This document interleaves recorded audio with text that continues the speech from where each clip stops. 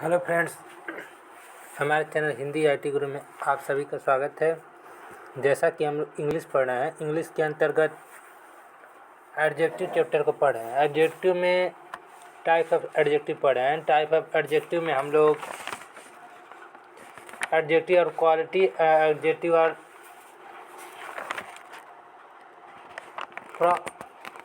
Proper adjective, adjective और quality और adjective और क्वांटिटी को पढ़ चुके हैं। और आज से पढ़ेंगे हम लोग एक्सक्लेमेटरी एडजेक्टिव, यानी विस्मयादि, इसको हिंदी में कहते हैं विस्मयादि बोधक विशेषण। तो the adjective which used to indicate a strange emotion regarding the proceeding noun is called exclamatory adjective. यानी वह विशेषण जो प्रयोग किया जाता है स्ट्रॉन्ग इमोशन, मतलब कि भाव में, regarding to proceeding noun is called exclamatory adjective. Usually the word what is use for the purpose, यानी किस पर्पज के उद्देश्य से किया जा रहा है उसे एक्सक्लेमेटरी एडजेक्टिव करते हैं। जैसे व्हाट का प्रयोग जब आश्चर्य के भाव का बोध कराने के लिए होता है तो एक्सक्लेमेटरी एडजेक्टिव कहलाता है। जैसे what nonsense this is, what an idea, what a big building it is, what a fine day. अब नेक्स्ट एडजेक्टिव पढ़ते हैं एम्फेसाइजिंग एडजेक्टिव, यानी बलघात सूचक विशेषण हिंदी में कहते हैं। इसका डिफिनीशन है adjective that is use to emphasising something is called emphasising adjective. Own तथा यूरी का प्रयोग जब नाउन के पहले या नाउन पर जोर डालने के लिए एम्फेसाइज करने के लिए होता है तो यह एम्फेसाइजिंग एडजेक्टिव कहलाता है। जैसे I saw him with my own eyes, this is the very book you wanted, this happened before my very eyes. फिर he saw his beloved on the road with his own eyes, फिर his own book was lost। फिर अब participle adjective क्या होता है? The participle that is use as adjective called participle adjective, यानी वह participle जो पार्टिसिपल के यूज में किया जाता है उसे पार्टिसिपल एडजेक्टिव कहते हैं। जैसे it was an exciting match, I saw tried man on the road, there are two kinds of participle adjective. यानी पे यहाँ पे पार्टिसिपल एडजेक्टिव दो प्रकार के होते हैं। पार्टिसिपल एडजेक्टिव, पहला प्रेजेंट पार्टिसिपल एडजेक्टिव, दूसरा पास्ट पार्टिसिपल एडजेक्टिव। प्रेजेंट क्या होता है? जैसे आई सा ए फॉलोइंग ट्री, ये प्रेजेंट पार्टिसिपल है।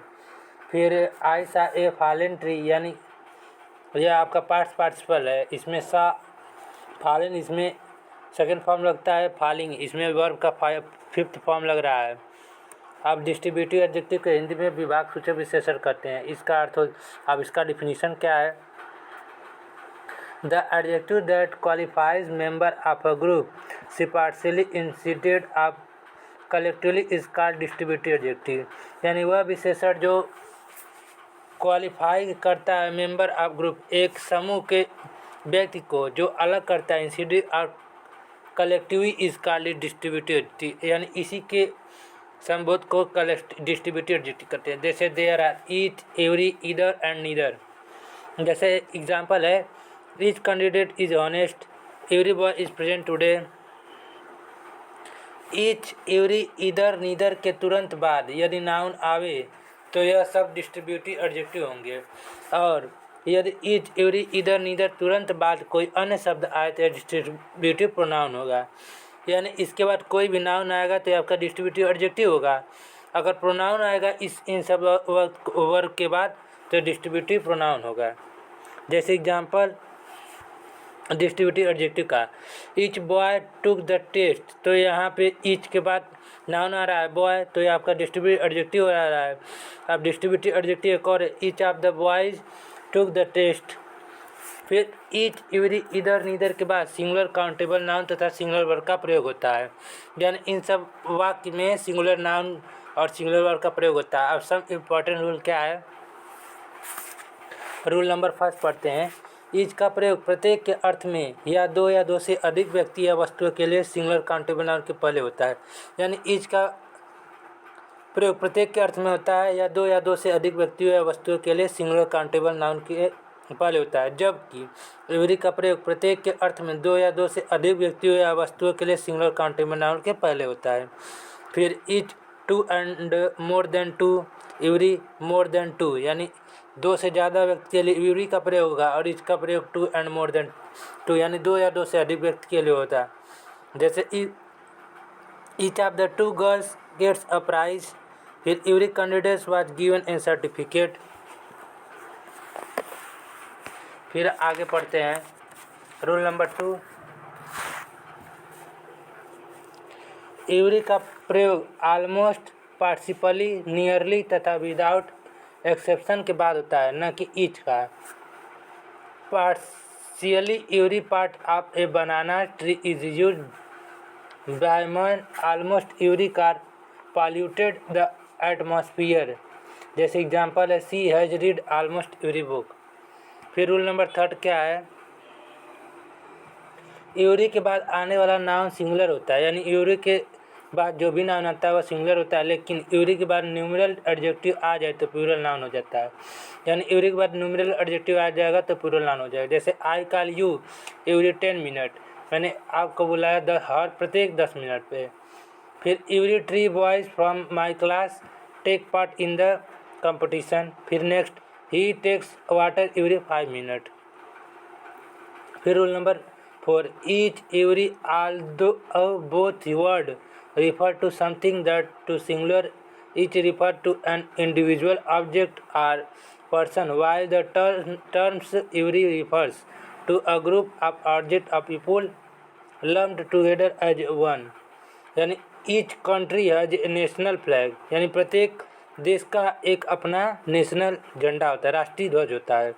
फिर ईच आर्टिस्ट सी थिंग डिफरेंटली, यानी प्रत्येक कलाकार सी में देखता है वस्तु को डिफरेंटली, अलग अलग वे में, अलग अलग रास्ते से। फिर every man in this world dies, यानी प्रत्येक व्यक्ति नश्वर यानी मृत्यवान है। फिर रूल नंबर 5, इधर नीदर, इधर का प्रयोग दोनों में से कोई एक के अर्थ तथा नीदर का प्रयोग दोनों में से कोई नहीं के अर्थ में सिंगुलर काउंटेबल वाले कहते हैं। यानी इधर का प्रयोग दोनों में से कोई एक के अर्थ में होता है, नीदर का प्रयोग एक या एक कोई भी नहीं अर्थ में होता है सिंगुलर काउंटेबल नाउन में। जैसे there was a water and either side of the highway. फिर next, either boy is doing his work. फिर neither student doing his work, यानी ना कोई वर्क को अपना, ना कोई स्टूडेंट यानी विद्यार्थी अपना कार्य कर रहा है। फिर नीदर बॉय इज इंटेलिजेंट, यानी इसमें कोई भी लड़का बुद्धिमान नहीं है। अब डेमोन्स्ट्रेटिव एडजेक्टिव क्या है, संकेतक वाचक विशेषण। The adjective that is used to indicate something is called distributive demonstrative adjective, यानी वह एडजेक्टिव जो प्रयोग किया जाता है इंडिकेट यानी इशारा करने के लिए समथिंग इज कॉल्ड डिस्ट्रीब्यूटिव, यानी संकेतवाचक विशेषण करते हैं। जैसे this, that, this, those, the same, the other, such, certain, ascertain, other, another, any other. जैसे एग्जांपल है, this boy, that group, this people, those country. यदि दिस, दैट, दिस, दोज के तुरंत बाद नाउन आए तो वह सब डिस्ट्रीब्यूटिव एडजेक्टिव होगा, यानी इन सब शब्द के बाद नाउन आए तो डिस्ट्रीब्यूटिव एडजेक्टिव होगा। यदि तुरंत बाद वर्ब आए तो डिस्ट्रीब्यूटिव प्रोनाउन होगा। जैसे distributive adjective, the girl is good, तो गर्ल आपका नाउन है, इस अनुसार ये डिस्ट्रीब्यूटिव एडजेक्टिव है। फिर दैट पेन इज न्यू, तो पेन भी आपका नाउन है। This shirt are right white, तो शर्ट भी आपका डिस्ट्रीब्यूटिव एडजेक्टिव वाला देखते हैं, demonstrative adjective. This is a good girl, that is a new pen, these are white shirt. फिर these are two kinds of demonstrative adjective, यानी demonstrative संकेतवाचक विशेषण दो प्रकार का होता है, एक तो डिफिनिट डेमोन्स्ट्रेटिव और इंडिफिनिट डेमोन्स्ट्रेटिव।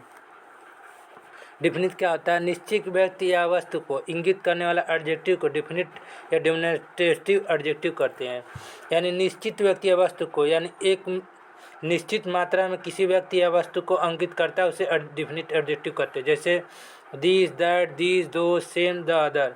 और इंडिफिनिट क्या होता है, अनिश्चित व्यक्ति या वस्तु को इंगित करने वाले एडजेक्टिव को इंडिफिनिट एडजेक्टिव, यानी अनिश्चित व्यक्ति या वस्तु को इंगित करने वाले एडजेक्टिव को इंडिफिनिट एडजेक्टिव करते हैं। जैसे certain, ascertain, other, another, any other. और नेक्स्ट वीडियो में सम इम्पॉर्टेंट रूल पढ़ेंगे। तब तक के लिए धन्यवाद।